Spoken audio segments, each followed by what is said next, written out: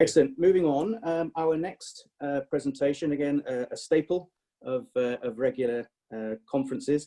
Neil Osment, who is on your SPA committee, will be giving us his UK corrugated update. Thank you very much, Tim. And thank you very much, Andy. Paper Boyo, that sounds like a fantastic name. Could that be a Welshman? So just to, hopefully the technology works. Katie, have I been sharing it? Can you tell me? Can people see my screen? Okay, good, that's good. For those that don't know me, my name is Neil Osment, and I'm, as well as a member of the SPA committee, run my own consultancy called NOAA, where we undertake coaching, work on marketing, and finally on market research. And the reason for being today is as a result of the access to market research that we have. So hopefully the next slide, people will see that. We're commissioned by organisations such as ECMAR, European Carton Manufacturers Association, and ICA, International Corrugated Case Association. And so we have the opportunity of access to these sort of data and this sort of information, and hence why we're able to show you some details today. What I wanted to show people was COVID, the effect of COVID for 2020 has affected every region within the world. This is the way that ICA categorise their regions. And as you can see, as an average, the corrugated industry has suffered, or perhaps only slightly, of falling back by about -1.7 for the first half of 2020. When you think about the number of companies outside of the paper packaging industry that have suffered -50%, -60%, -30%,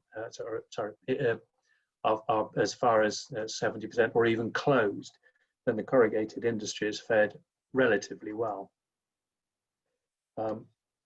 You can see that Europe, -1.6. I'm going to dive into that in a bit more detail.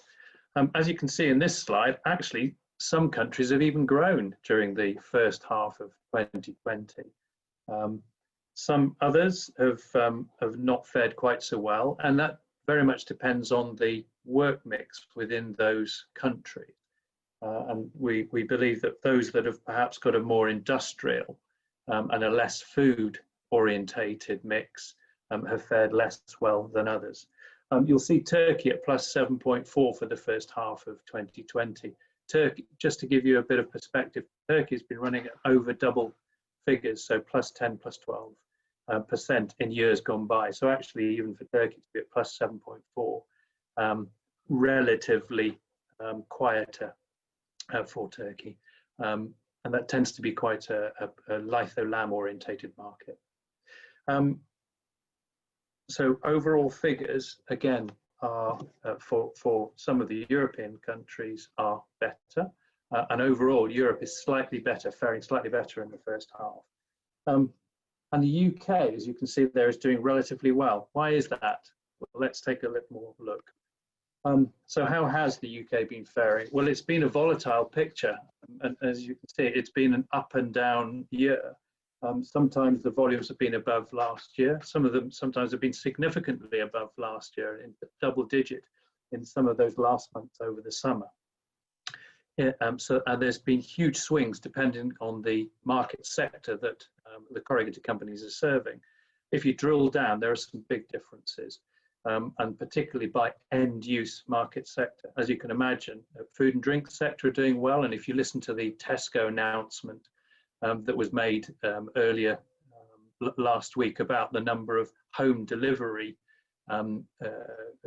people that they've employed and how much home delivery they are able to satisfy, as people will know, actually other retailers have not fared very well, but Tesco's figures seem to reflect that they have fared well during this COVID period. So food and drink has fared well. Online has fared very well. I think virtually nobody has gone without ordering something online.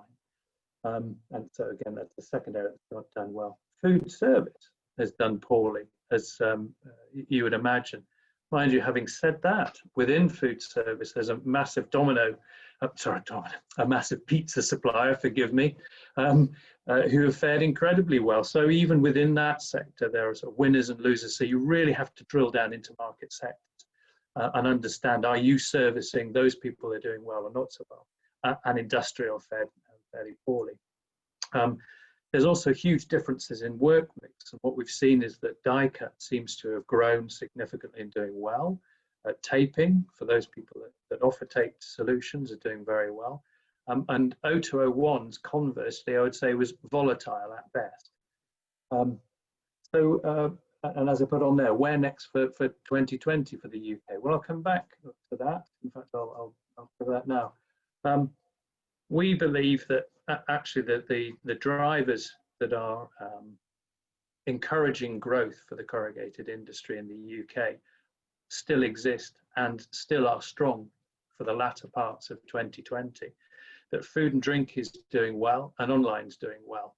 And unlike in other European markets, those are stronger and larger parts of our market. So our prediction actually is slight growth for the UK market, slightly more than we're predicting.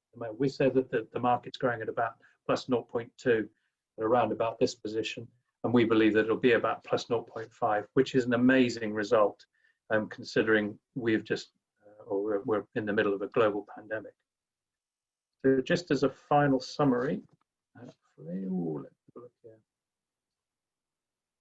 Yes, so my final summary then is the market's grown versus 2019 to date, plus 2%, 0.2%. Work mix has changed, and very much you have to drill down into what the end use markets are that you're servicing. And if you want some help, very happy to be able to do that. We have data that can support that for people, both by market sector and by regional differences.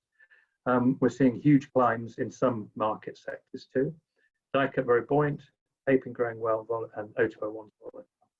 We're seeing that paper prices are generally remaining stable in 2020, and we're understanding that it's no surprise that the paper companies are quite buoyant and are trying to ensure that there's stability in prices. Substitution of plastics, a big question during the period of COVID, as Andy indicated. Perhaps on the back burner, a lot of people were using more plastic and they were knowing they were doing it. But actually, is it on the back burner, or have recent events, perhaps the fact that Sir David Attenborough is back on the scene, and there does appear to be a greater interest there. We're receiving a lot of interest from companies now about market research, and the plastics issue is the big thing for people. So as a final summary, I would say prospects are cautiously very positive, despite a global pandemic. So that's it for myself. And please also do ask questions. I noticed that a lot of questions seem to have come during this session, but please use the facility ongoing for the next few speakers. But thank you. Thank you, Tim. Neil, thank you for that. There is one question. We do have time for it, if that's okay. A question posed by Pip Gorringe. Neil, do we have a slide to see which sectors within industry have done better than others? We don't, and that's because I have that information within NOAA, and I'd be happy to share that with people individually if they'd like to. Obviously, that's what we focus on in our business, so very happy to help people with that. Thank you, Pip. Great, well, thank you very much, Neil. That was brilliant. We'll move swiftly.